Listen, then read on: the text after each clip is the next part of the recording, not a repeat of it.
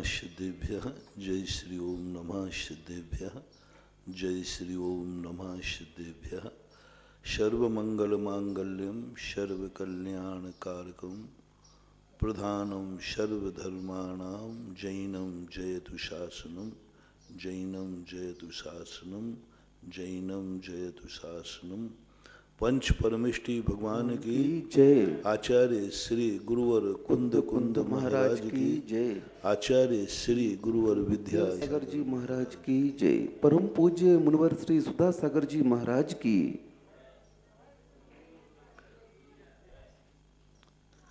कल प्रसंग चला था कि व्यक्ति और प्रकृति ये दोनों अनादिकाल से इस दुनिया में हैं और दोनों का एक ऐसा दुर्गुण है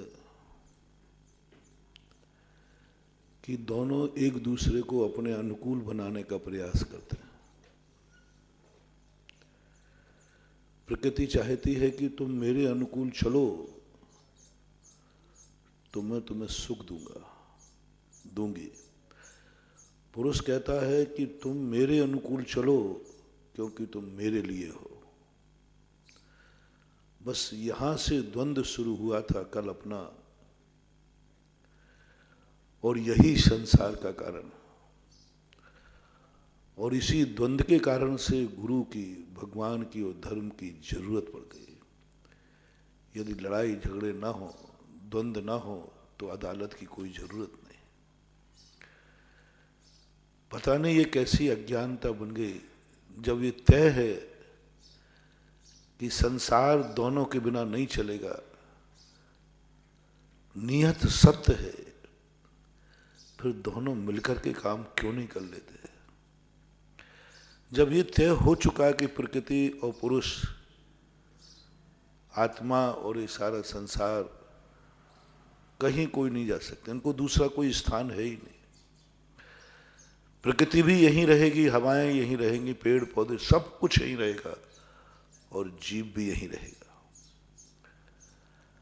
अब हम कहीं जा ही नहीं सकते, फिर विसंवाद क्यों, फिर खींचातानी क्यों, फिर एक दूसरे के प्रति सहानुभूति क्यों नहीं। नीति कहती है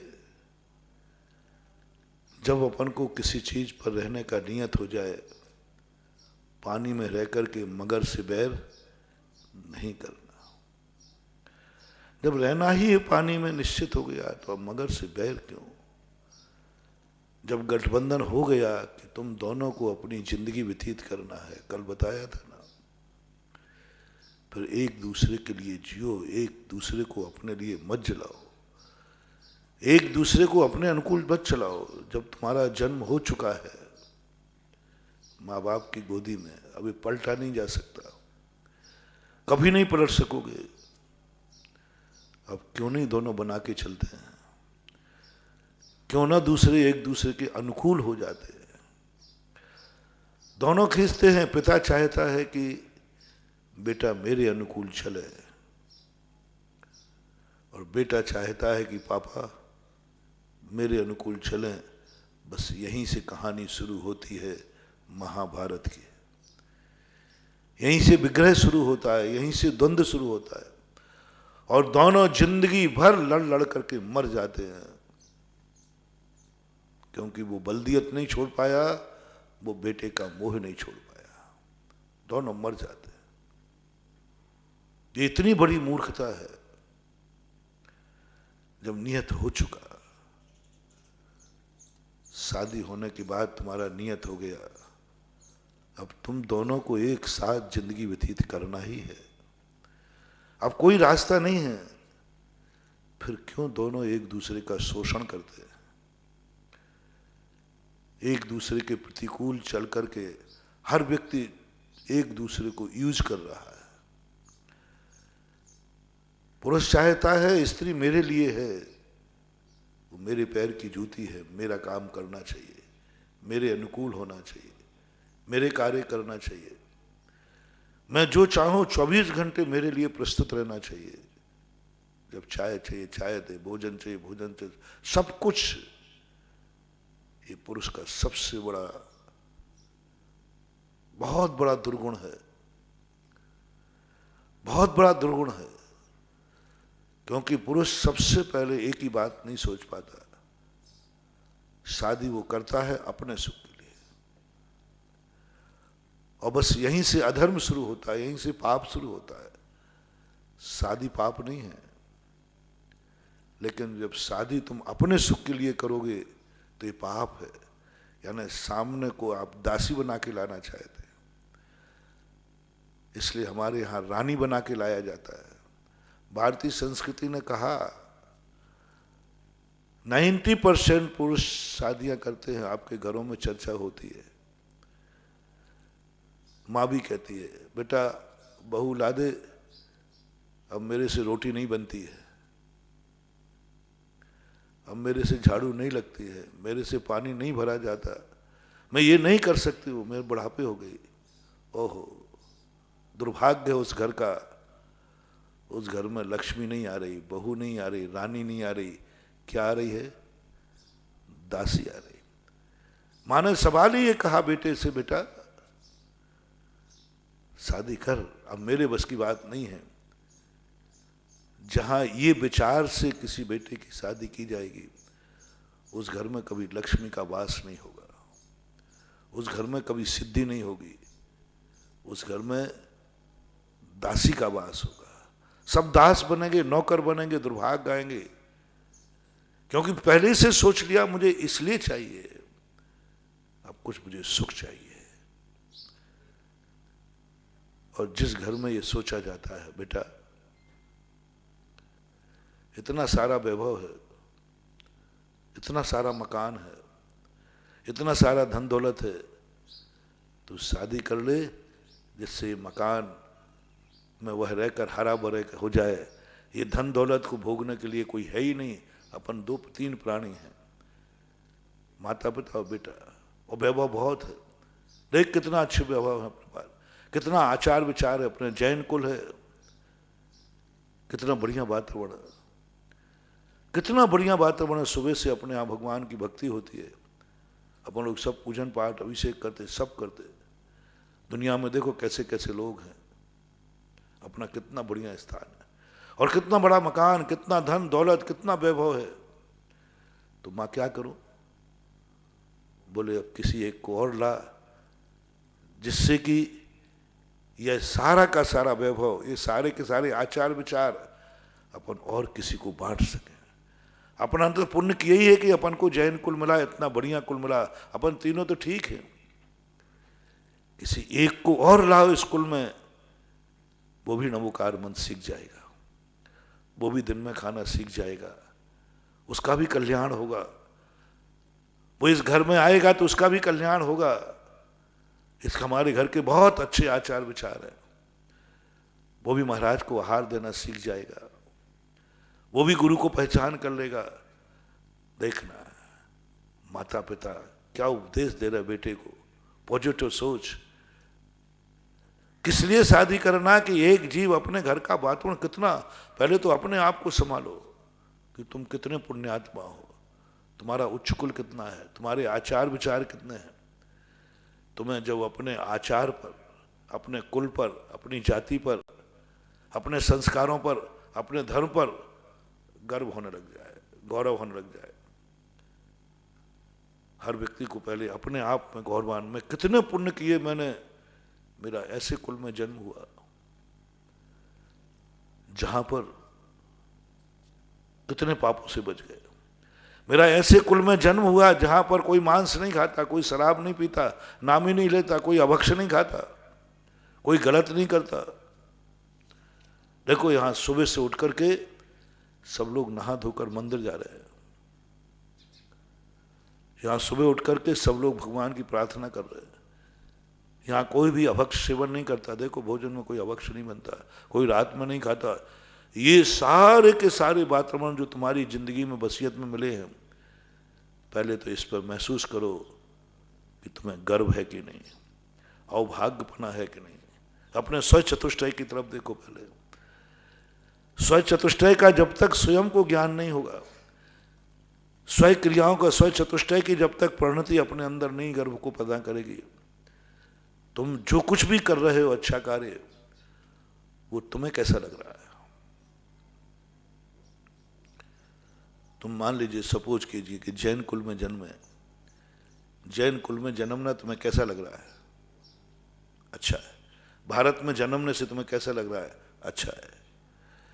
तुम जब सुबह उठ करके कुछ भी खाने नहीं मिलता घर में और माँ की आवाज आती है, बेटा मंदिर जाओ, कैसा लगता है? परीक्षा हो रही है। सुबह तुम रात भर के भूखे हो, भूख बहुत लगी, सुबह उठ करके भूख लगती है और भोजन की कोई किसी ने पूछा नहीं, चाय पानी किसी ने पूछी नहीं, किसी ने कुछ नहीं पूछा, मांगने पर भी कहा गया नहीं, पहले मंदिर जाओ, परीक्षा हो रही है। जैसे ही आपके घर में कहा पहले मंदिर जाओ, आपको कैसा लगा? कैसी फीलिंग हुई? चिड़चिड़ापन आ गया, बुरा लग गया, हमें भूख लगी और मंदिर जाने को कह रहे हैं। समझ लेना तुम्हारा डाउनफॉल, तुम दुर्भाग्य, तुम्हारा भविष्य अंधकार में है। और जैसे ही माँ ने ये कहा बेटा मंदिर नहीं गया, ओहो माँ आई एम सॉरी, ओहो मेरे कितने भाग्य हैं, मैंने कितने पुण्य किए कि माँ ने मुझे ये याद दिलाया। मैं जन्म जन्म का भूखा, मैं तो रोटी मांग रहा था, मैंने तो चाय मांगी और माँ ने मुझे मंदिर की याद दिला दी। और तुरंत तुम्हें आनंद की अनुभूति हो जाए, मैंने कितना पुण्य किया कि मुझे ऐसी माँ मिली जो मेरी रोटी मांगने पर मंदिर याद दिलाती है। धन्य है। और मंदिर को जाते समय एक आनंद की अनुभूति, कितना पुण्य किया, कितना अभाग्य मेरे कि मुझे ऐसा मिला का संस्कार मिला। इधर मंदिर में आए, गुरु मिल गए और वही चीज तुम्हारे लिए खाना थी और उसी चीज का गुरु ने उपदेश दिया, ये अभक्ष्य मत खाना। वही चीज अच्छी लग रही थी तुम्हें, वही रात में खाना था, वही सब कुछ आपको खाना था और महाराज ने त्याग करा दी। कैसा लगा? यदि तुम्हें यह लग गया कि कहां का फंस गया मैं, अब महाराज को मना तो कर नहीं सकूंगा। अब कई लोग महाराजों के पास बहुत कम जाते हैं, दूर से बोले अपन नहीं जाते क्योंकि वो अभी नियम दिला देंगे। मत घबराओ, जिनको महाराज से नियम देने से डर लगता है, मैं नियम लेता हूं, उनको कभी नियम नहीं दिलाऊंगा। हाँ पक्का है। जिनको ये डर लगता है, बट डरो मत, क्योंकि मुझे बहुत विकल्प आता है जब तुम साधु से डरते हो। साधु तो वो माँ है जहां सारे संसार के डर दूर हो जाते हैं, भय दूर हो जाते हैं, निशंक हो जाता है। माँ जब बेटे को, माँ जब बेटा जब कुन्या में कितने ही भय करता है, जैसे ही माँ की गोदी में आके माँ से चिपक जाता है, वो निडर हो जाता है, निर्भय हो जाता है। झगड़ा करके आए माँ की तरफ दौड़ता है। तुम भी क्या कर रहे हो? दुनिया के पाप कर रहे हो, दुनिया भर के बुरे कर रहे हो। देखो बालक की शिक्षा लो, वो बालक दुनिया में झगड़ा करके आया, सब कुछ करके आया, अब वो कहता कहां जाओ? बेटा कुछ भी गलत करके आए, कहां दौड़ता है? मां के पास दौड़ता है, मां के पास दौड़ता है। ये उसका सबसे अच्छा लक्षण है। इसी प्रकार संसार में तुम कुछ भी करो, करने के बाद तुम कहां भागो? बस गुरु के पास दौड़ो। डरो मत, भागो मत। मां मार भी सकती है, मां पीट भी, कुछ भी हो सकता है, तो भी वहीं आता है। वो वहीं मां पीट देगी, थप्पड़ भी मार देगी, वो पिटता हुआ भी मां से चिपकता है। आप देखना, मां थप्पड़ मार दे तब भी वो उसको पकड़ेगा। मैंने देखा है ऐसा, देख लेता हूं कभी कभी। मां लगे चले आले, फिर भी वो पकड़ता है। मां एक थप्पड़ मारी तो भी नहीं छोड़ता है, यानी मां से पिट करके भी मां को पकड़ता है। मां उसे अलग करती है तो भी मां को पकड़ता है, कुछ गलत कर ले तो भी मां को पकड़ता है। ये बालक का एक बहुत बड़ा गुण है, यही गुण उसे महान बना देता है, यही गुण उसे बुराइयों से बचा देता है। यही गुण, यदि वो पहली बार में यदि चल जाए, अच्छा तूने मुझे हाथ मारा है, ले मैं जाता हूँ, आज के बाद आऊँगा ही नहीं, बेटा बर्बाद हो जाएगा, अनाथ हो जाएगा। माँ से कभी नहीं डरना, चाहे माँ पीटे, चाहे माँ करे, कुछ भी करे, माँ को पकड़ो। लेकिन यहां उल्टा होता है, तुम कुछ भी गलत करके तुम डरते हो, माँ से गुरु से डरते हो। मैं गुरु के पास नहीं जाऊंगा, क्यों? मुझे डर लगता है कि मैं गुरु हूं। डरा तो डाकू से जाता है, साधु से नहीं। डाकू से डर लगता है, साधु से डर लगता है तुम्हें। दुनिया में नीति है कि डाकू से डरो, तुम किससे डर रहे हो? साधु से डर रहे हो। और साधु से जब जब तुम्हें डर लगे, समझ लेना तुम्हारे बुरे दिन आने वाले, डाउनफॉल होने वाला। निश्चित लिख लेना डायरी में, आज मुझे गुरु के पास जाने में डर लग रहा है, यानी कल का दिन तुम्हारा बहुत बुरा निकलने वाला है। आज तुम इसलिए गुरु के पास नहीं गए कि गुरु मेरी कोई बुराई छुड़ा देगा, गुरु मुझे डांटेगा, और वही मुझे बुराई करना है, वही मुझे डांटेगा और बहुत डांटेगा, इसलिए मैं तो जाते ही नहीं। बहुत सारे लोग, तो मैं कभी ऐसे लोगों को पूछ लेता हूं, भाई मैं नियम दे रहा हूं, कैसा लग रहा है? यदि अवभाग्य मानोगे तो मेरे अवभाग्य हैं कि मैंने ऐसे भाग्यशाली को नियम दिया, और दुर्भाग्य मानोगे तो मेरा दुर्भाग्य है कि मैंने ऐसे खोटे को इतना बहुमूल्य नियम दे दिया। इस नियम को तो देवता तरसते हैं, इन व्रतों को तो देवता सौधर्म तरसता है।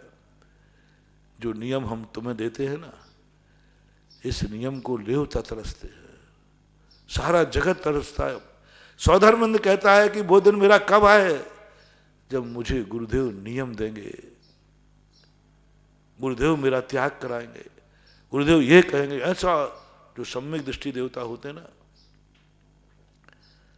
तुम साधारण समझ रहे हो कि महाराज ने आज हमारा ये त्याग करा दिया, ये साधारण चीज नहीं। देवता तरस रहे कि तू मूर्ख, मैं तरस रहा हूं कि मेरे वो दिन कब आएंगे जब मैं गुरु के हाथ से कोई नियम ले लूंगा। देवता कोई नियम नहीं ले सकते, देवताओं को कोई नियम नहीं दिया जाता, महाराज नहीं देंगे।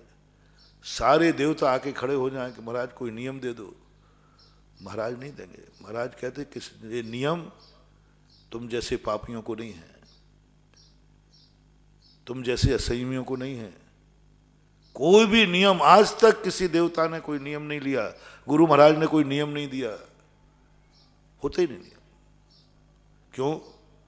तुम उसके योग्य नहीं। त्रियंश को नियम दे दिया, पशु को नियम दे सकते हैं, देवता को नहीं, वो नियम लेने का अधिकारी नहीं। और तुम डर रहे हो, अरे गुरु यदि तुम्हारे लिए कोई इच्छित वस्तु भी यदि नियम देवे तो उस समय तुमने मंदिर में आते ही तुम्हें लगना चाहिए मैंने कितना पुण्य किया, मैं तो जाकर यही खाने वाला था, मैं तो जाकर यही करने वाला था, और उस कार्य के लिए गुरु ने मना कर दिया। ओह मैंने कितने पुण्य किए, जो पाप मैं नहीं छोड़ पा रहा था वो मेरे गुरु ने छुड़ा दिया। अवभाग्य मेरे, मैंने कितने भाग्य हैं कि मैं अभिषेक करके सुबह उठ करके अभिषेक का लोटा उठाता हूं, अभिषेक का लोटा उठाता हूं। मैंने कितने भाग्य हैं। दुनिया इस समय शराब की बोतल उठाती है, मैंने ऐसे कुल में जन्म लिया कि सुबह अभिषेक कर रहा हूं। जब महाराज को आहार दो तो आनंद की अनुभूति, मेरे कितने पुण्य कि महाराज की अंजलि में आहार दे रहा हूं। माला फेरो तब अपने जीवन में मेरा कितना पुण्य, इस समय मैं नमोकार मंत्र की माला फेर रहा हूं। तुम स्वाध्याय करो तब तुम्हारे मन में एक आनंद की अनुभूति, मैं इस कलयुग में और धर्म का शास्त्र पढ़ रहा हूं, धर्म का शास्त्र पढ़ रहा हूं।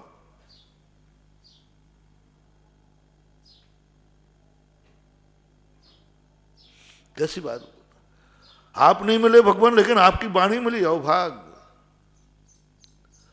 आस्ताम तवस्त वन मस्त समद दोषम तो संकथापि जगताम दुरतानि हंति दूरे सहस्र किरणा कुलते कुरो भई। कितनी बड़ी बात भगवान, क्या बात है। अपने मन में ऐसी परिणति जाग गई। तत्संग कथा भी जगताम दुर्तानी हंती। भगवान आप नहीं मिले, लेकिन आपकी कथा मुझे मिल गई, मुझे कथा मिल गई। मुझे नेमिनाथ भगवान नहीं मिले, लेकिन नेमिनाथ भगवान की कथा मिल गई। हमें आदिनाथ भगवान नहीं मिले, आदिनाथ की कथा मिल गई। महावीर स्वामी नहीं मिले, महावीर स्वामी कथा मिल गई। मानतुंग आचार्य महाराज ने गजब सोचा होगा, क्योंकि उनके सामने भगवान तो थे ही नहीं। भगवान तो हमें मिले ही नहीं, भगवान है भी नहीं, मिल भी नहीं सकते। लेकिन मानतुंग आचार्य महाराज ने क्या दार्शनिक बुद्धि से काम किया। उन्होंने भगवान आप भली नहीं मिले हों, लेकिन त्वसंग कथा अपि जगताम दुरतानि हंति। मैं आपकी कथा सुन करके अपने पापों का क्षय कर रहा हूं। मुझे लेना देना क्या है आपसे। मुझे तो मतलब है अपने आत्मा के परिणामों की पाप धोना है। वो आपसे धुलें या आपकी कथा से धुलें, आप भली नहीं, आपकी कथा है। ऐसी एक आनंद की अनुभूति हो। दूरे सहस्त्र किरणा कुरते कुरवे पद्मा करे सुजल जान विकास मान। क्या फर्क पड़ता है। आकाश में सूर्य होता है, आज तक कभी सूरज समान बंद जमीन पे नहीं आया। कैसा संबंध होना चाहिए भगवान और भक्त का। आज तक सूरज जमीन पे नहीं आया और कमल आकाश में नहीं गया, लेकिन जब जब सूर्य निकलता है कमल खिलता है, जब जब सूर्य डूबता है कमल मुरझा जाता है। इन दोनों का क्या संबंध है। किसने किसको क्या दिया है, लेन देन का कोई सवाल ही नहीं। किसी ने किसी को कुछ नहीं दिया है, लेकिन दोनों एक दूसरे को देखकर प्रफुल्लित होते हैं। कमल सूर्य को देखकर आनंद से भर जाता है, रोम रोम उसका खिल जाता है। अरे कमल ने तुझे क्या दिया है। बोले सवाल कुछ नहीं है देने का। मुझे इस बात की खुशी है, मैं भली जमीन पे सही, मैं शरीर पंकज सही, मैं जरूर कीचड़ में हूं, लेकिन कोई तो है दुनिया में जो आकाश में है। भक्ति यहां से शुरू होती है। बड़ा दार्शनिक उदाहरण दिया ये, बड़ा धार्मिक उदाहरण कि वो पदम भगवान आपको पाकर के खिल क्यों रहा है, समझ में नहीं आया। सूर्य ने क्या दिया है, भक्त क्यों आपको देख करके आनंदित हो रहा है। आपके दर्शन करते दरवाजे पे कहता है अभाग्य मेरो उदय आयो। अरे क्या दिया है भगवान ने और क्या देते हैं भगवान। जहां लेन देन की बात आ जाए वहां भक्ति नहीं व्यापार होता है।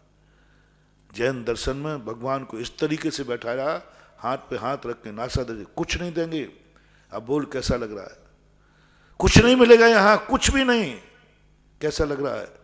उसको देखकर ऐसा आनंद से भर जाए। अरे तू नाच रहा है, तू अभाग्य कह रहा है, तुझे भगवान ने दे क्या दिया। तू मुनि महाराज को देखकर आनंद से भर रहा है, मुनिराज ने दे क्या दिया तुझे, देखा भी नहीं, बोले भी नहीं, आशीर्वाद भी नहीं दिया, तू क्यों नाच रहा है। भक्ति की शुरुआत कमल से पूछा तो कमल ने कहा कि भाई तुम नहीं समझ पाए बात को, नहीं समझ पाओगे। मुझे क्या कहते हैं पंकज, मैं तो कीचड़ में हूं, मेरे पैर कीचड़ में हैं, मैं जल से बाहर जा नहीं सकता, मैं ऊपर उठ नहीं सकता। तो फिर खुश क्यों है, तेरी जिंदगी तो कीचड़ में है। पंकज कहते हैं पंख से उत्पन्न हुआ, मेरा जन्म भी कीचड़ में हुआ, मेरी जड़ें कीचड़ में हैं, मैं कभी भी इस पानी के बाहर जा नहीं सकता हूं, मेरी सीमा है। तो फिर खुश क्यों हो रहा है। मुझे इस बात की खुशी है दुनिया में कोई तो है जो आकाश में पहुंच गया। ये गुणसु प्रमोदम इसे कहते हैं। मैं भले नहीं पहुंच पाया। सारी दुनिया, कमल का ही उदाहरण दिया, सारी दुनिया दूसरों की ऊंचाई देखकर जलती है, ईर्ष्या से भरती है। उसको हम ऊपर नहीं पहुंच पाए तो नहीं पहुंच पाए, उसको नीचे लाने का भाव करती है। सारी दुनिया की नीति है। तुम ऊंचाई पर नहीं पहुंच पाओगे तो दुनिया को नीचे लाओगे। सारी दुनिया केंकड़े के समान है। भारत के केंकड़े व्यापार चाह रहे थे, एक डिब्बा खुला हुआ था, उन्होंने कहा साहब बंद कर दो। बोले ये भारत के केंकड़े हैं, चिंता मत करो, ये कहीं नहीं जाएंगे। बोले क्यों? जैसे एक केंकड़ा ऊपर जाएगा दूसरा उसकी टांग खींच लेगा। सारी दुनिया ऐसी है, दूसरे को बढ़ता नहीं देख सकती। उसको ईर्ष्या होती है कि मेरा नाम क्यों नहीं, मैं क्यों नहीं, और मैं नहीं तो तुम नहीं, मेरे लिए नहीं तो तुम्हारे लिए नहीं। 90% लोगों में ये भावना होती है, परिवार में होती, घर में होती, भाई भाई में होती। मेरे लिए नहीं तो तुम्हारे लिए भी नहीं, मैं नहीं तो तुम नहीं, मेरा नाम नहीं तो तुम्हारा नाम भी नहीं रहेगा, मिटा दूंगा मैं तुम्हें। मेरा नाम नहीं तो तुम्हारा नहीं, मेरे चेहरे पर खुशी नहीं तो तुम्हारी खुशी नहीं, जो मेरे लिए नहीं वो तुम्हारे लिए भी नहीं। बस यही है सबसे बड़े विनाश का कारण। यही सचतुष्टय समाप्त हो जाता है, पूर्णतः समाप्त हो जाता है। जो ये मान लेता कि तुम मेरे लिए नहीं तो मैं तुम्हारे लिए नहीं, जो मुझे नहीं मिल सकता वो तुम्हें नहीं मिल सकता। यही तो हुआ था, सद्दाम ने यही तो किया था, तेल के कुएं में आग लगा दी। बोले क्यों? बोले मुझे नहीं तो तुम्हें भी नहीं। कितने लोग, कितने विचार, सब लोग अपने अपने अंतस चेतना को टटोलो। ये परिणाम अपनी जिंदगी में कब कब उठता है। किसी दूसरे को देख करके, गरीब को देखकर अमीर को लूटने का भाव आता है। मेरे पास नहीं तो तेरे पास भी नहीं। भूखों को देखकर खाने वाले का भाव आता है, इसको लूट लें, मेरे पास नहीं तो इसके पास भी नहीं। हर चीज में आप देखना। एक बार मैंने उदाहरण दिया था, कई लोग कहते महाराज जी मुझे बहुत सिर दर्द होता है, मुझे बहुत बीमारी है, मैं कभी ठीक होऊंगा कि नहीं होऊंगा। बहुत सारे बच्चे आते, महाराज जी मैं सीए में फेल हो गया, 7-8 बार हो गया फेल हो रहा हूं, कभी पास होऊंगा कि नहीं होऊंगा। वो ऐसे पूछते हैं मेरे जैसे मैं सर्वज्ञ हूं। मैं कुछ जानता नहीं, मैं तो बुद्धूचंद ठहरा, मुझे तो यही पता नहीं है कि एक क्षण बाद क्या होना। लेकिन लोगों की श्रद्धा ऐसी है कि महाराज अंतर्यामी है, महाराज भगवत बहुत जानते हैं। हमारे संबंध में लोगों की बहुत ओवर कॉन्फिडेंस बहुत है। उतना मैं हूं नहीं, उतना मैं हूं नहीं। मैं बहुत छोटा हूं लेकिन लोग बहुत बड़ा मानते मुझे। मैं बहुत छोटा हूं, बहुत छोटा, सबसे छोटा। मेरी सबसे छोटी बुद्धि, मेरा सबसे छोटा विचार, मेरे सबसे छोटे वचन, मेरी सबसे छोटी जिंदगी, मेरी सबसे छोटी साधना, मेरा सबसे छोटा ज्ञान, सब कुछ छोटा है मेरा। लेकिन लोग पता नहीं मुझे क्यों सब कुछ बड़ा मानते, मेरे सोच को बहुत बड़ा मानते। महाराज ने सोच लिया इसका अर्थ कोई दम है, चाहे कुछ भी ना हो। मैंने कह दिया तो लोग कहते बहुत बड़ी बात महाराज ने कही है। लोग तो कहने लगे आज महाराज ने, किस महाराज ने कही? अरे मैंने कहा भैया मैं कहीं देख लूं तो लोग कहते बहुत बड़ी बात होगी। महाराज उधर देख रहे, इसका अर्थ है कोई ना कोई वहां कोई दम है, कोई ना कोई चीज है।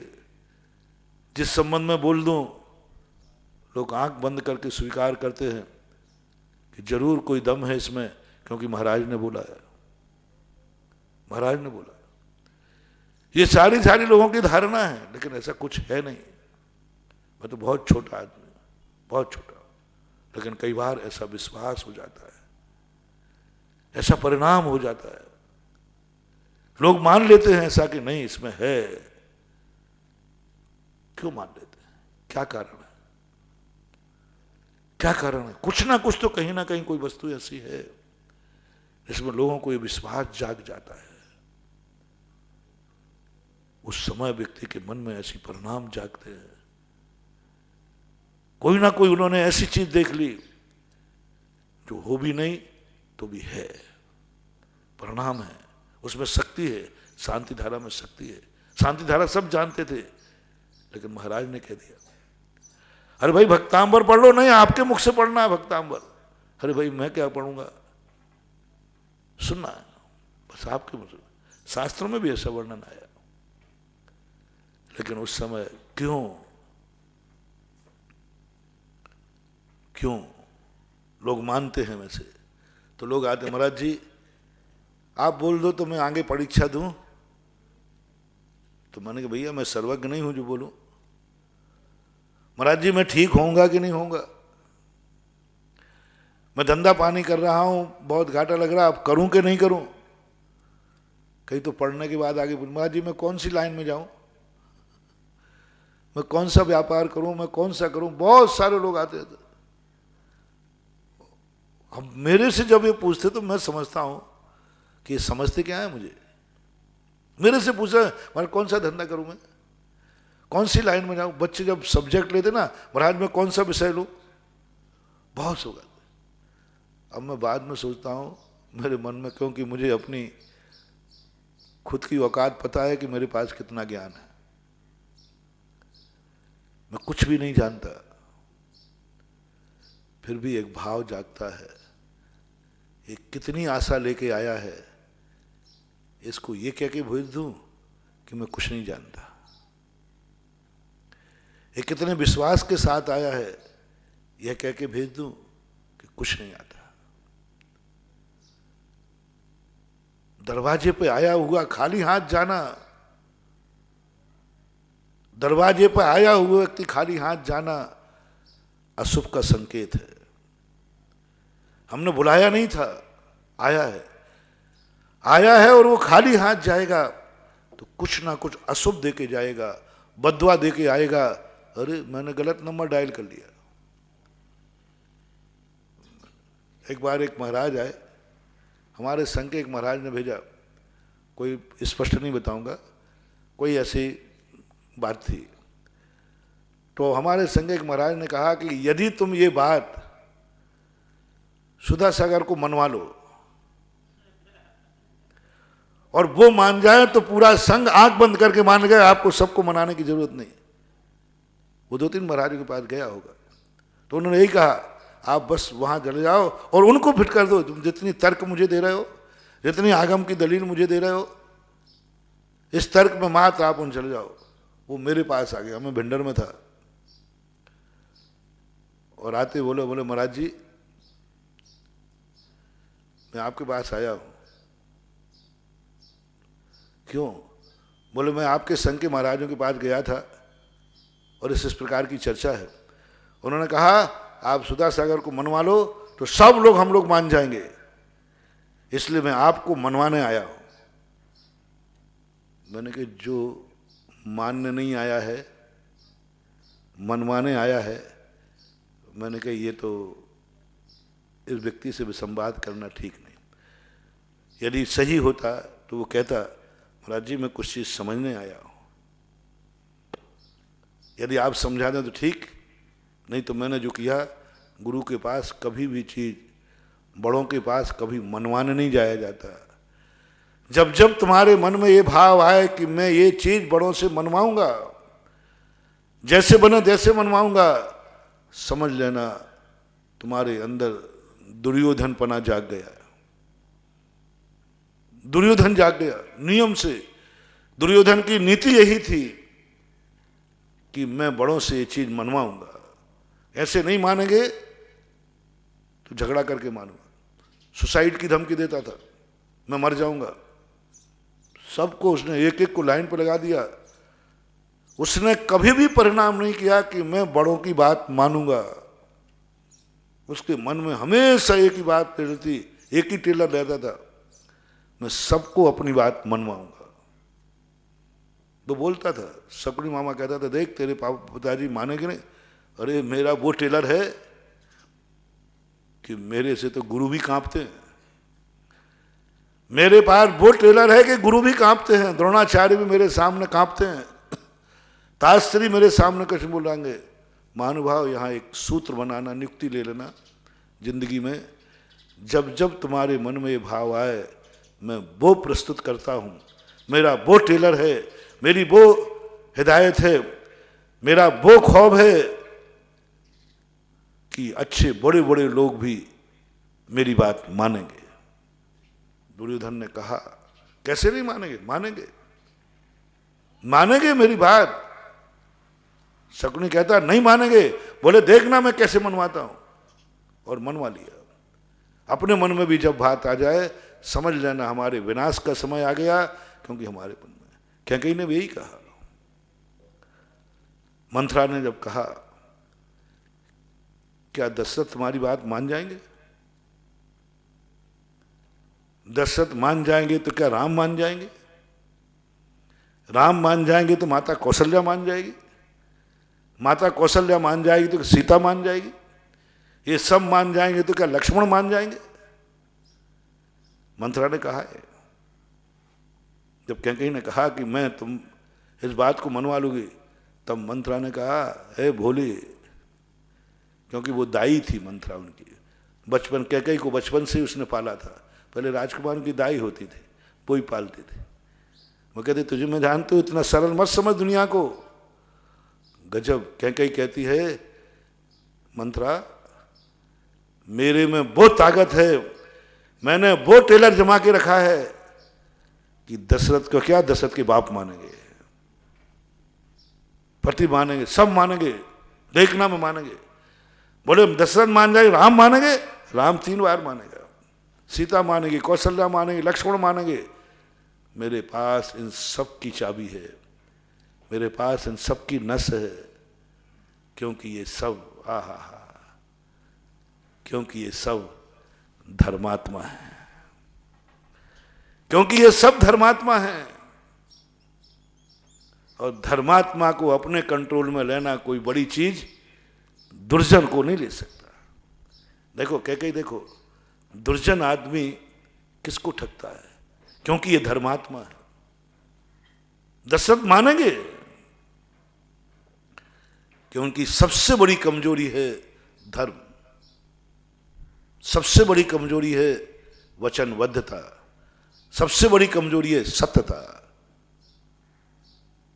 नहीं मुकर सकते मंथरा, भले वो बहुत बड़े बड़े योद्धा हैं, सब कुछ हैं, लेकिन उनका अंतिम सबसे बड़ी कमजोरी है वे सब कुछ कर सकते हैं, लेकिन धर्मात्मा कभी धर्म नहीं छोड़ सकता। राम बोले राम की सबसे बड़ी कमजोरी है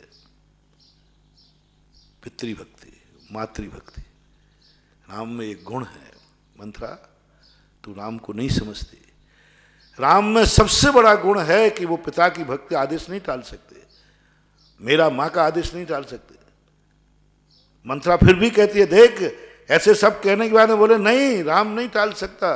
राम की सबसे बड़ी कमजोरी है उसका धर्म, उसकी कर्तव्य परायणता, उसका समर्पण। फिर कौशल्या बोले कौशल्या कुछ नहीं कहेगी। कौशल्या का भी सबसे बड़ा गुण है, दुर्गुण है कि वो अपने बेटे को कभी अधर्म मार्ग में नहीं ले जाएगी, धर्म से रोक नहीं सकती है। सीता वो तो रोक सकती है। बोले सीता की कमजोरी सबसे बड़ी है कि वो पति से विमुख होकर नहीं रह सकते, पति के विरुद्ध में आवाज नहीं उठा सकती, पति के विरुद्ध में आवाज नहीं उठाएगी, पति को विमुख नहीं करेगी, धर्म से कभी नहीं रोकेगी पति को, वो कभी पति के विमुख बोल ही नहीं सकती। ये सबसे बड़ा उसकी कमजोरी है।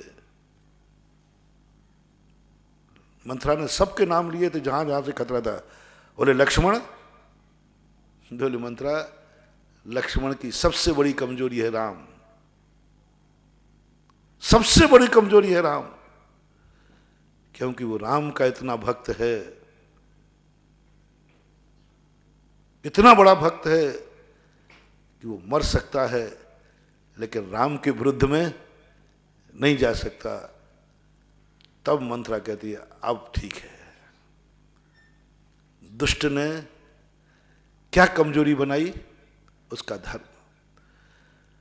शकुनी मामा से जब पूछा गया, कहा शकुनी मामा, शकुनी मामा कहते हैं, कहता है दुर्योधन से, पांडवों का सबसे बड़ा शस्त्र क्या है?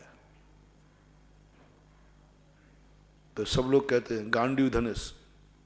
व्यास जी ने बहुत सुंदर वर्णन किया, गांडीव धनुष, तीर कमान, मुगदर, गधा, तलवार, सब। बोले भांजे ये नहीं है, सबसे बड़ा शस्त्र है उनका धर्म। धर्मराज सब कुछ खत्म कर सकते हैं, लेकिन वे धर्म से पीछे नहीं रहे। वो जुआ खेलने आएंगे कि नहीं आएंगे? आएंगे। वो राजभक्त हैं, राजा की आज्ञा नहीं टाल सकते, तुम्हारे कहने पर नहीं आएंगे। दुर्योधन ने पहले प्रस्ताव रखा था, हम बुला रहे थे, भांजे वो नहीं आएंगे तेरे, मेरे कहने पर संसार सारा कहते नहीं आएंगे, लेकिन वो राष्ट्र भक्त है, सिंहासन भक्त है। इस सिंहासन पर बैठा हुआ व्यक्ति जो बोलेगा उसको पांडव नहीं टालेंगे। इसलिए तुझे यदि अपना लक्ष्य सीधा करना है तो धृतराज जब सिंहासन पर बैठे हो, राज की तरफ से जुआ के लिए बुलाया जाए, क्योंकि वे राजा आज्ञा का उल्लंघन नहीं करेंगे, चाहे कुछ भी हो जाए। ये सबसे बड़ी कमजोरी है पांडवों की, राष्ट्रभक्त, राज आज्ञा का पालन करना, धर्म पर अडिग रहना। तो दुर्जन और दुष्ट जब होते हैं तब सज्जन व्यक्तियों के संबंध में ऐसा सोचते हैं कि इनका शस्त्र मेरे पास है, मैं इनको अपने अंडर में ले सकता हूं, मैं अपने अनुकूल चला लूंगा, मेरे पास है। समझ लेना महानुभाव, उस घर में महाभारत होने वाला है, उस घर में वैधव्य होने वाला है, वो अयोध्या की नगरी का जो वैभव है वो सब उजड़ने वाला है, सब कुछ उजड़ने वाला है। इन कथाओं से कुछ सीखो, शिक्षा लो। सारे जगत को इस समय तुम लोगों को दिखाई जा रही हैं कथाएं।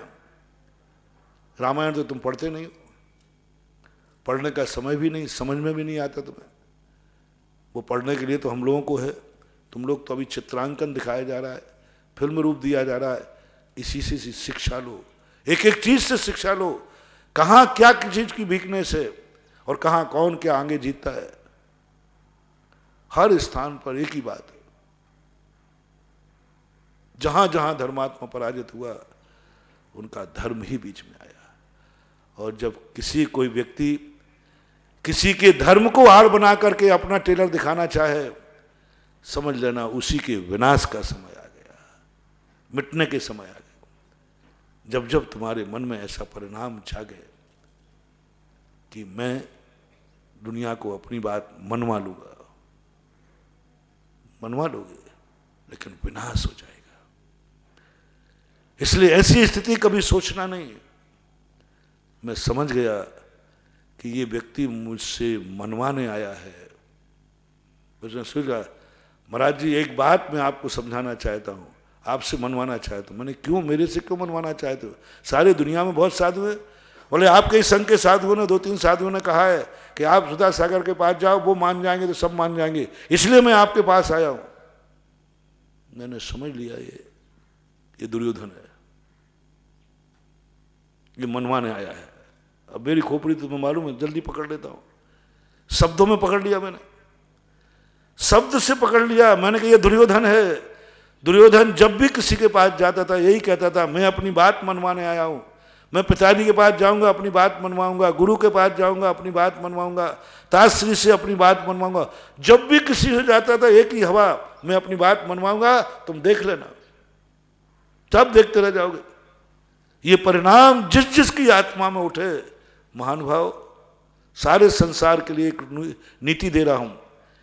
जब जब कोई व्यक्ति तुम्हारे सामने आए और वो तुमसे छोटा और हो, बेटा हो, भाई हो, शिष्य हो, कोई भी हो, जब ये शब्द कहे कि मैं तुमसे एक बात मनवाने आया हूं, तुरंत सावधान हो जाना, ये दुर्योधन का रूप है, ये मिटा देगा, बर्बाद कर देगा। तुरंत समझ लेना ये कैकेयी है जो ये कह रही है कि मैं मनवाना जानती हूं दशरथ को कैसे मनवाया जाता है। मुझे मालूम है दशरथ की नस कैसे मनाया जाता है। बंधु, बहुत बड़ी विनाश लीला है। घरों में आज यही हो रहा है। हर बेटा अपने दोस्त से कहता है मैं पापा को मनाना जानता हूं, मैं मम्मी को मनाना जानता हूं, मैं अपने पति को मनाना जानती हूं। मैं पति से मनवाना, कई स्त्रियां कहती, सहेलियां, अरे तेरा पति ये बात मानेगा, चिंता मत करो, मैं उनकी सब जानती हूँ, उनको मनवाना मैं जानती हूँ कैसे मनवाना है। ऐसे भाव आते हैं कि नहीं तुम लोगों में? न मत बताओ, मुझे तो शास्त्रों से सब पता चल जाता है। हमें सारे संसार की बातें तुमसे कुछ नहीं पूछना। हमारे आचार्य सब शास्त्रों में लिख गए, सब लिख गए।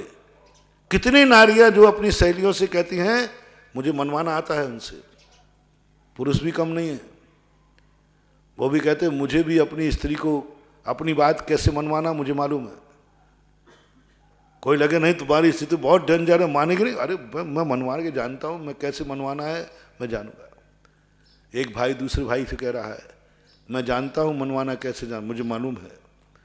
बस जिस घर में हर व्यक्ति एक दूसरे को अपनी बात मनवाना चाह रहा है, अपने अनुकूल बनाना चाह रहा है, समझ लेना उस घर में महाभारत होने वाला है, क्योंकि सब दुर्योधन हो गए हैं। ये संकेत दे रहा हूं, आपके घर का विनाश, आपके घर की विनाश लीला बहुत बड़ा संकेत है। जब जब तुम्हारे घर में किसी के मन में बात पाए कि मैं सामने वाले को मनवाना चाहता हूं, महाभारत होने वाला। जब जब किसी के मन में बात आए कि मैं सब मनवाना जानती हो, समझ लेना कैकई का रूप बनने वाला है, अयोध्या का नाश होने वाला है। क्योंकि कैकई के मन में भाव आ गया मैं सबको मनवाना जानती हूं। मैं तुरंत समझ गया कि व्यक्ति मनवाने आया है, कैकई का रूप है, दुर्योधन का रूप है। मैंने कि मैं अपने महाभारत नहीं होने दूंगा। मैंने तुरंत अपना पैंतरा बदला। मैं इतना बुद्धू बन गया, इतना छोटा बन गया कि मैंने देखो इतने अहंकारी के सामने, ज्ञानी के सामने मैं इतना बुद्धू नहीं बनता। ज्ञानी के सामने तो मैं ज्ञानी बनता हूं, मूर्ख के सामने बुद्धू बन जाना। ज्ञानी के सामने तो ज्ञानी बनना। जब कोई ज्ञानी ज्ञान की चर्चा करे तो अपना ज्ञान को खाड़ना, क्योंकि ज्ञानी से ज्ञानी मिले तो दो दो बातें हो। ज्ञानी मिले तो दो दो, कहते ना ज्ञानी गुरु मिले तो बाता मैं करा। जब ज्ञानी कोई मिलता है तो मैं बड़ा ज्ञानी बन जाता हूं, बड़ा पंडित बन जाता हूं। ज्ञानी मिले तो हमने कहा ये तो मूर्ख मिला है। और मूर्ख से यदि मैं मुंह लग गया तो ये मूर्ख से मूर्ख मिले कि दो दो लाते हुए। मैंने कि बहस के अलावा कुछ नहीं होना, ये तो मनवाने आया है, कुछ समझने से कुछ नहीं होगा। इसके मन में आ गया, मैंने उसके एक वाक्य से पकड़ लिया। भाषा में बहुत ताकत होती है, टोन से पता चला। मैंने कि भैया जिन्होंने आपको भेजा है ना, वो मेरे प्रति थोड़ी अंधी भक्ति रखते हैं, वो मेरे प्रति ओवर कॉन्फिडेंस रखते हैं, थोड़ी ज्यादा श्रद्धा रखते हैं। मैं इतना ज्ञानी हूं नहीं, मुझे तो अभी कुछ भी नहीं आता। मैं तो तुम्हारी बहस करने के लायक ही भी नहीं हूं, मुझे तो कुछ भी नहीं आता। तो उन लोगों ने तो बड़े उससे कहा था। मैंने कि वो लोग मेरी थोड़ी श्रद्धा ज्यादा रखते हैं ना, इसलिए ऐसा कह दिया होगा। बाकी मैंने अच्छा आपको कुछ नहीं आता, आप संवाद नहीं कर पाएंगे, आप मेरी बात को नहीं मान पाएंगे। मैंने कहा जब मैं आता ही नहीं कुछ, तो फिर उन लोगों ने कैसे कहा, वो तो आपके संकेत थे। मैंने उनको भी मैंने कि वो लोग थोड़ा ज्यादा श्रद्धा रखते हैं, ऐसा बोल दिया। अच्छा ये बात है तो फिर ठीक है। वो चला गया। मैंने कि पधारो साहब, ये ध्यान रखना, कभी कोई जो मनवाने बात आवे उसका निश्चय पकड़ करके अपने आप को संभाल लो। कल जो बात मैंने कही थी कैकई की और दुर्योधन की, उस बात को यहीं पर अपन आगे बढ़ाते हैं। अब वो सामने जो मेरे पास आया है वो मनवाने नहीं आया है, मानने आया है। महाराज मैं क्या करूं, आप कहो तो परीक्षा दूं, आप कहें तो मैं नौकरी का फॉर्म भरूं, आप जो कहें आप बताइए मैं क्या करूं। तो मैंने कहा ये मनवाने नहीं आया है, मानने आया है। और जो मानने आवे वो दरवाजे से वापस लौट जाए तो अशुभ का संकेत है।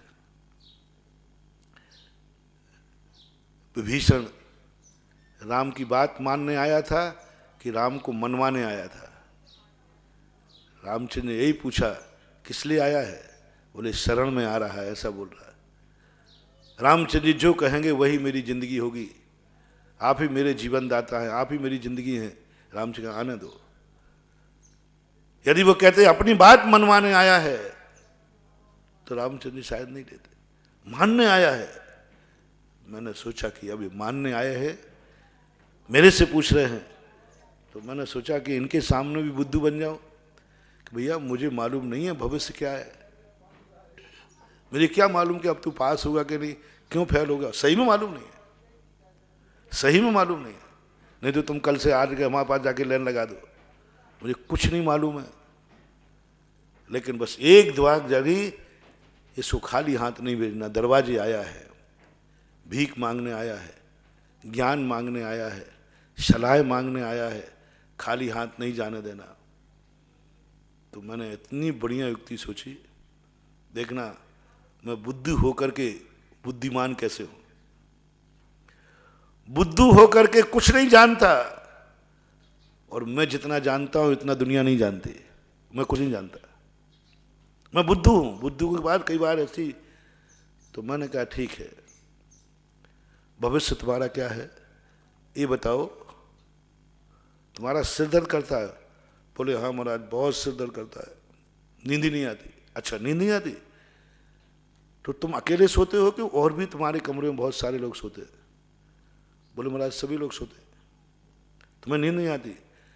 जब वो सोते हैं तो कोई घर्राटे भी लेता है? बोले महाराज खूब लेते हैं। तो उनका सोते समय जब वो सोते हैं तुम्हें कैसा लगता है? तुम्हें कैसा लगता है ये बताओ। बोले महाराज ऐसी गुस्सा आती, इनको सबको एक एक छप्पड़ मारे, हमारे प्राण निकल रहे हैं, हमें नींद नहीं आ रही और घर्राटे ले रहे, सो रहे। मैंने कहा जाओ, तुम्हारा सिर दर्द कभी ठीक नहीं होगा। देखना भविष्यवाणी। फेल होने वाले ने पूछा कि महाराज क्या बात है? मैंने कहा तुम्हारी क्लास में कोई पास हो जाए तो कैसा लगता है? बोले बहुत बुरा लगता है कि इसकी कॉपी गायब कर देता। मैंने तुम कभी पास नहीं होगे।